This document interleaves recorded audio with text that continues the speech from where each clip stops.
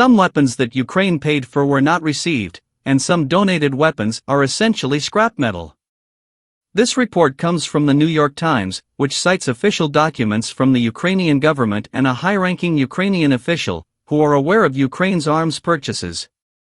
Ukrainian government documents, as reported by the New York Times, detail payments of more than $800 million made to arms suppliers at the end of 2022, contracts that were not fully fulfilled.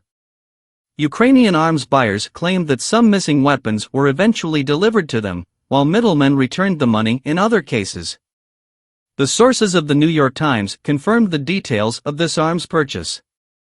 In the first months of 2023, one of the sources shared that state-owned companies were paid several $100 million for weapons that were never delivered. Volodymyr Havrilov, the Ukrainian official who oversees weapons procurement, acknowledged that there were cases where money was paid but the promised weapons never arrived.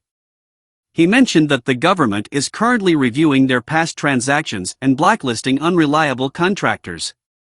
However, the New York Times noted that complications are likely to arise in massive arms deals like the one with Ukraine. The newspaper quoted the following statement. U.S. air defense systems, which have been the focus of numerous transfers from Western allies, involving modern weapons, have proven highly effective against Russian drones and missiles. However, sometimes allies have offered equipment from storage that needed, at the very least, a major overhaul to get it ready. For an army desperately in need of weapons to mount a counteroffensive, Kiev's arsenal often has 30% of its stock under repair.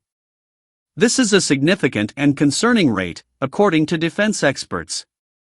The Italian government recently donated 33 self-propelled howitzers to help in this effort. However, a video suggests one of these howitzers had smoke coming from its engine and another was leaking coolant.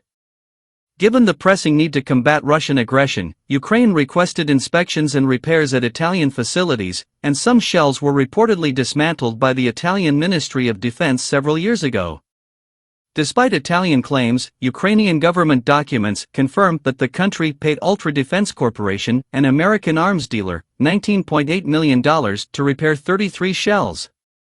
Volodymyr Pakuzzo, director of the Defense Acquisition Department of the Ukrainian Defense Ministry, sent a letter to the Pentagon's Inspector General, accusing an American company of not completing its assigned task by the end of December.